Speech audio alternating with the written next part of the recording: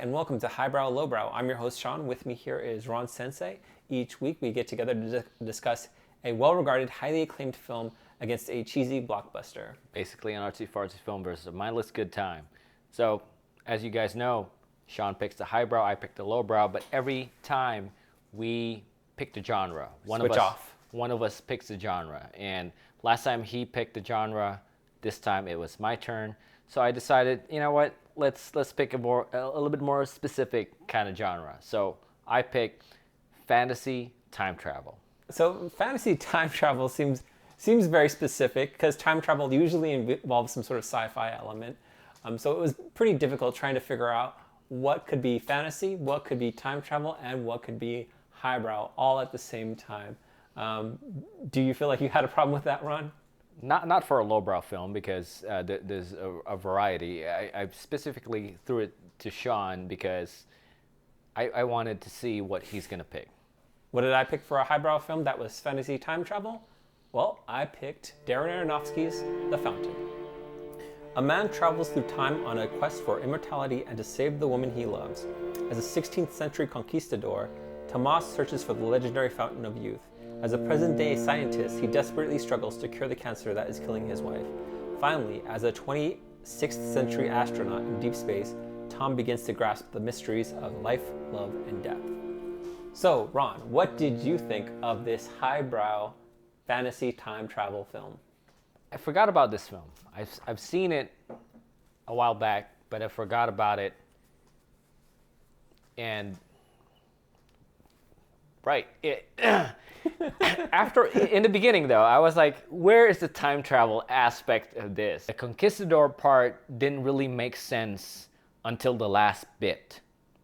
But the motivation for him is not the same as the present and in the future.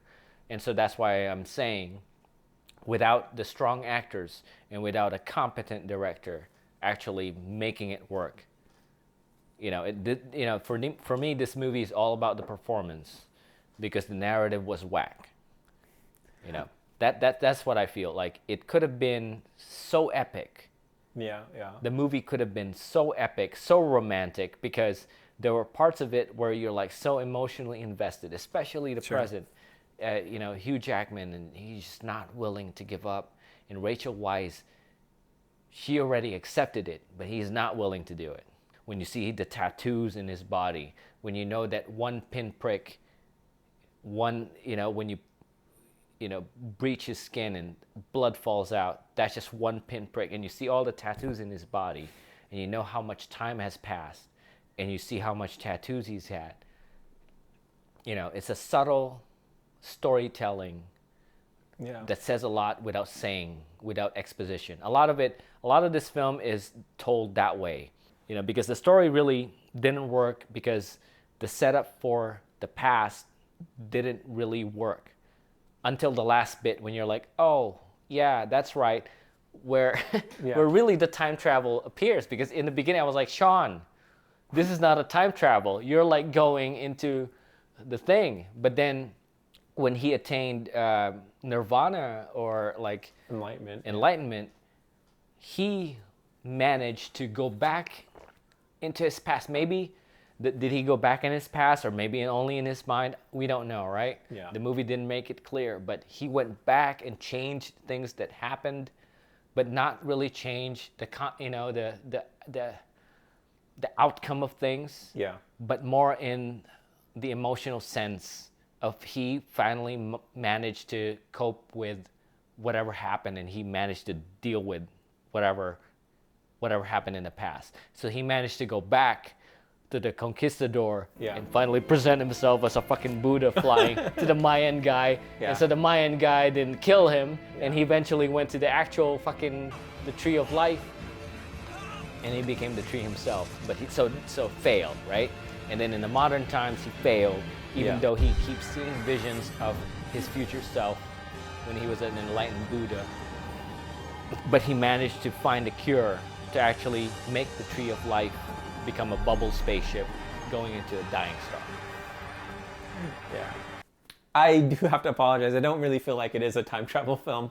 He moves through time because he gets older, but he doesn't actually travel through time. Well, he did in the end. I mean, He did. so what my reading of it in the end is, so there's three stories: Conquistador, modern day doctor guy, and astronaut guy. Essentially, modern day doctor guy becomes astronaut guy, but the Conquistador is essentially Izzy's story, and the astronaut guy is the guy who finished it, and essentially what he's doing is he recognizes that he himself is the Conquistador. He realizes that Izzy wrote the story specifically for Tommy, and him coming in as the enlightened Buddha is his way of coming in. I am going to finish this story finally now, because I have learned to accept death. So do you think that it is only the Conquistador timeline, the story arc, only existed in Izzy's mind and it's only fiction?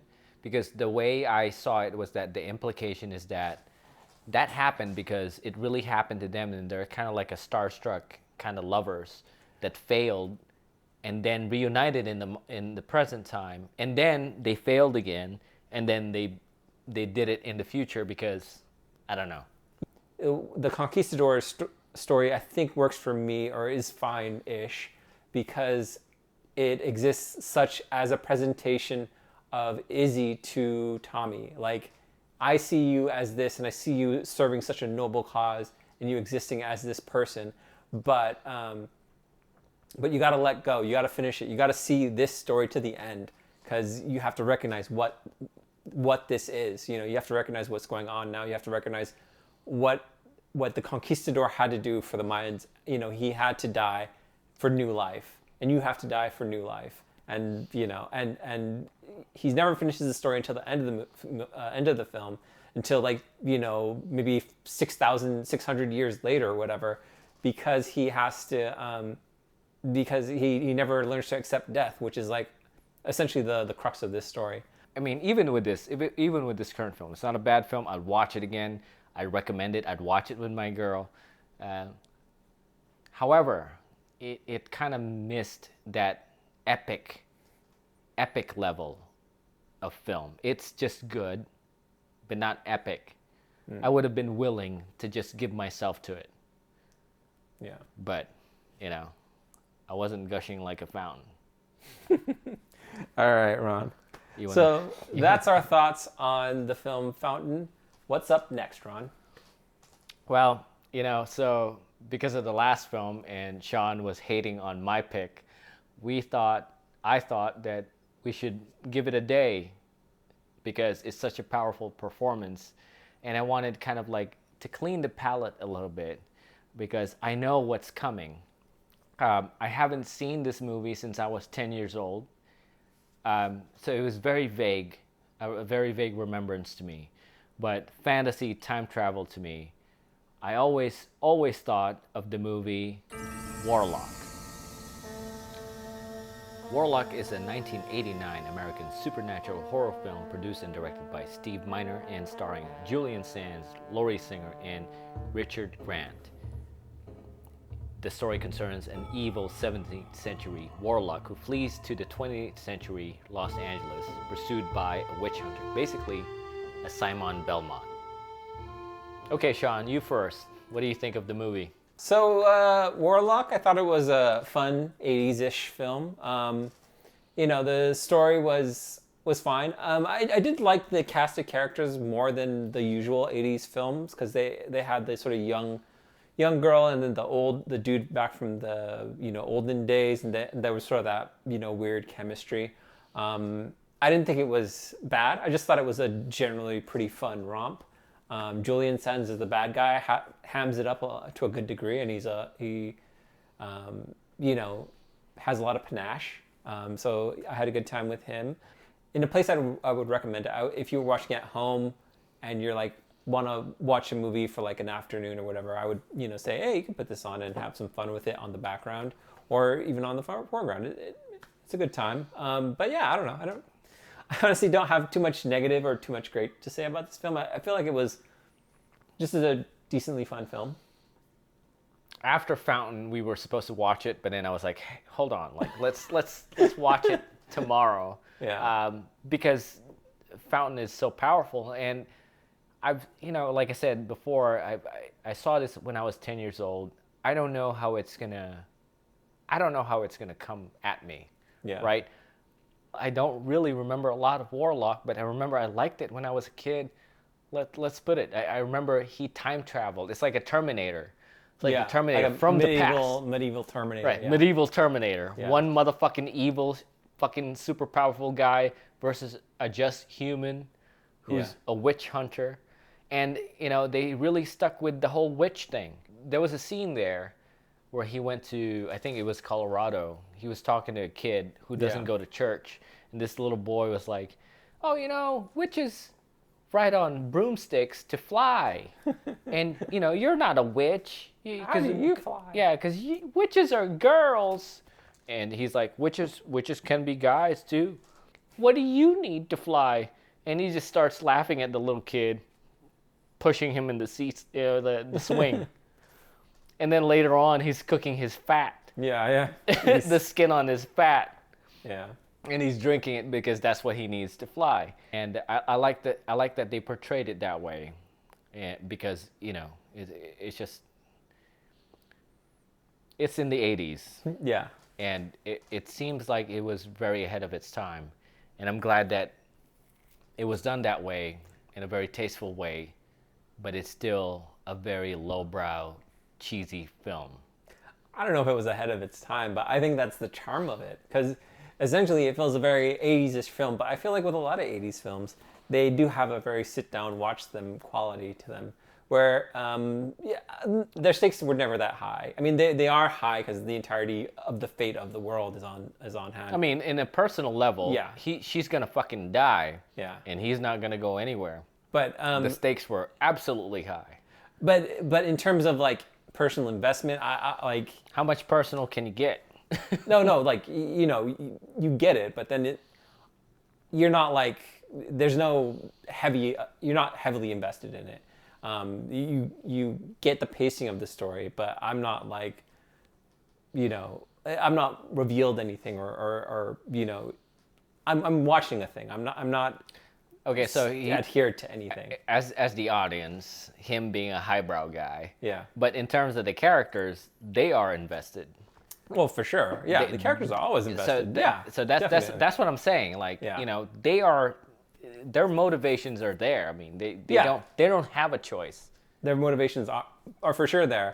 But I mean, ultimately, like, I did enjoy the film a lot, but I didn't feel like I was in it. But to get to the next point, to get to the next thing, to see what happens next, and to have a good time. But in terms of any level of depth, it's not really there. I don't think it really needs to be there. Highbrow. Yeah. Lowbrow. I don't think it really needs to be there. You know who I also appreciated? I just want to make sure that I get this. I enjoyed Julian Sands as a villain. I thought he played a good combination of threatening and cheesy and silly, hammy it so that it's fun, but still retain a sense of threatening. I think he is actually pretty symbolic of the film. I think the film succeeds on its ham, but it has just enough motivation and drive forward that it makes the rest of it entertaining. Because generally it's a very hammy film, but it's got enough of a plot, got enough of a motivation, got enough of a direction forward to keep you along with it. And Julian Sands leads the way well.